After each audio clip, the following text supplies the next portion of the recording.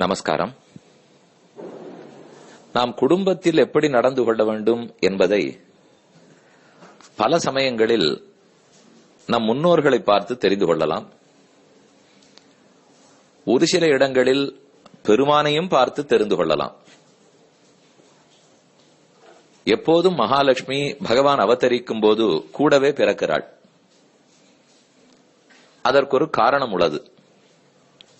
பக்தர்கள் தேவியை முன்னிட்டு கொண்டுதான் தேவனை பற்ற வேண்டும் என்பது முதல் பயன். அடுத்தது, அவளும் இறங்கி வந்தால்தான் எப்படி இந்த உலகத்தவர்கள் பெண்களோ ஆண்களோ தம்பதியாக எப்படி நடந்து கொள்ள வேண்டும் அப்படிங்கறதை புரிய வைப்பதற்கு முடியும்.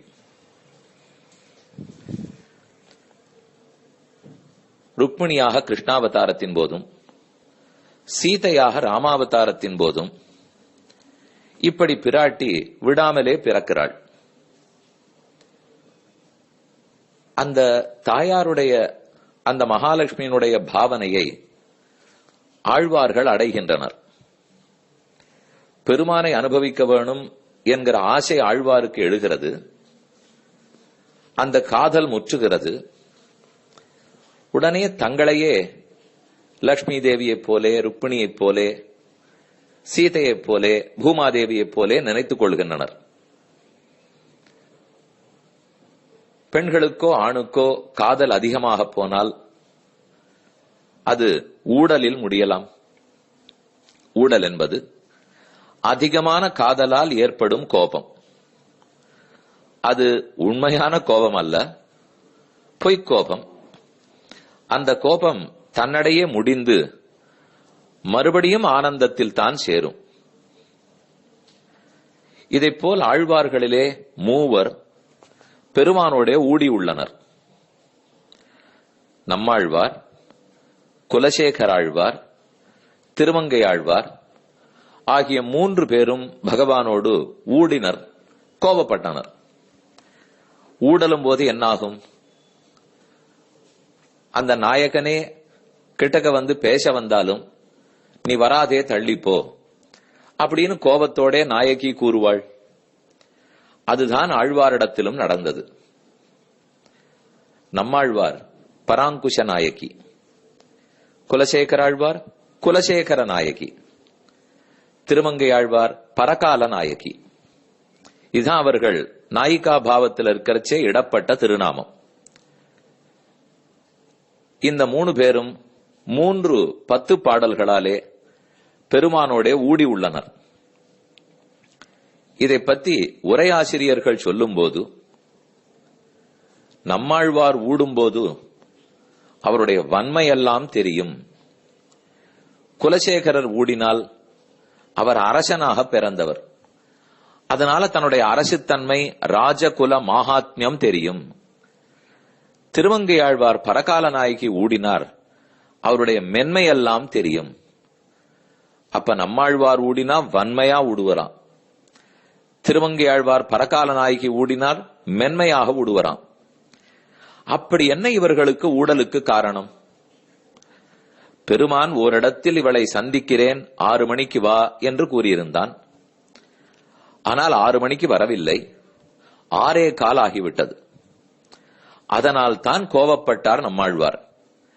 மின்னிடமடவார்கள் நின்னருள் சூடுவார் முன்பு நான் அது அஞ்சுவன், உன்னுடைய சுண்டாயம் நான் அறிவன் இது இனி அது கொண்டு செய்வதன், மண்ணுடைய இலங்கை அரண்காய்ந்த மாயவனே என்னுடைய பந்தும் கடலும் தந்து போகு நம்பி, என் வீட்டு வாசல் படி மிதிக்காதே போ அப்படின்னு தள்ளுகிறார் ஆழ்வார்.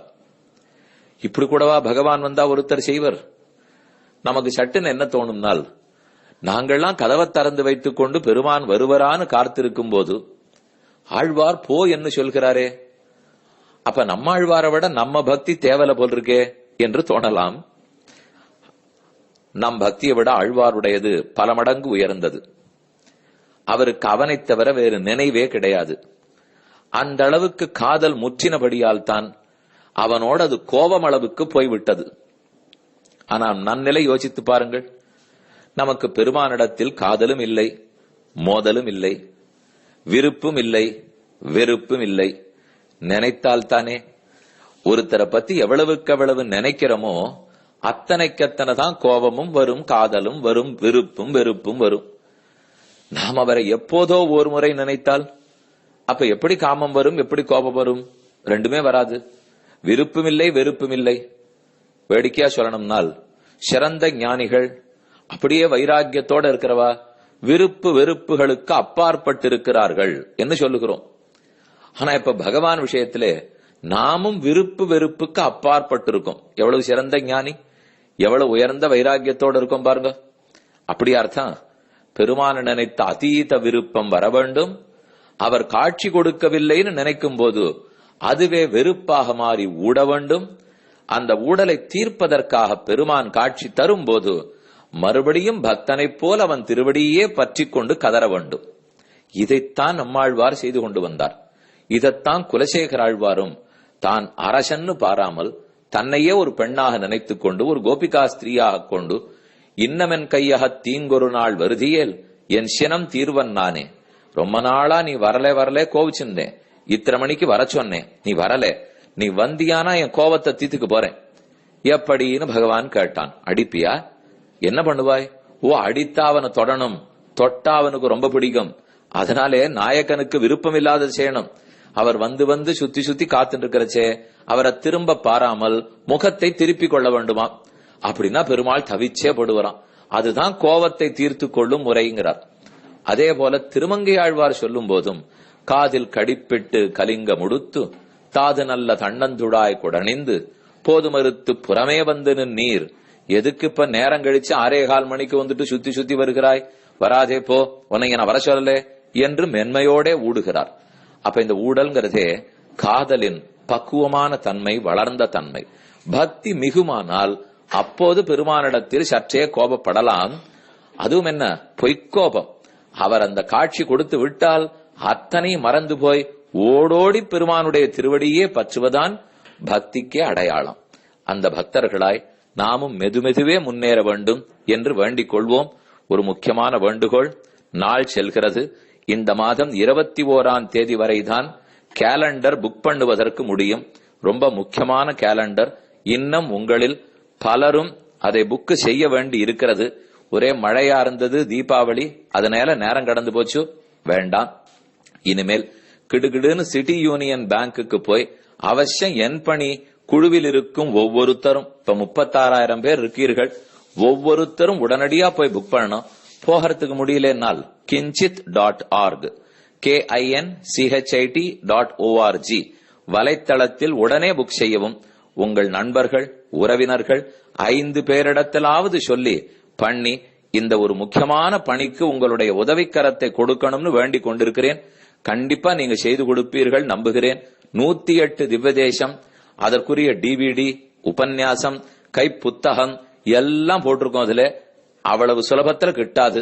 அதனால வாய்ப்பை பயன்படுத்தி கொண்டு அனைவரும் ஒத்துழைக்க வேண்டுகிறேன். ஆடியோ பிராட்காஸ்டை உங்களுக்காக வழங்குபவர் ஸ்ரீ வேலுக்குடி கிருஷ்ணன் சுவாமி. இந்த ஆடியோ பிராட்காஸ்டை தினமும் உங்கள் மொபைலில் பெற முதலில் 9443219021 என்ற எண்ணை உங்கள் மொபைலில் சேவ் செய்யவும். பிறகு இந்த எண்ணிற்கு ஒரு வாட்ஸ்அப் மெசேஜ் அனுப்பவும். தினந்தோறும் இந்த ஆடியோ பிராட்காஸ்டை கேட்டு மகிழவும்.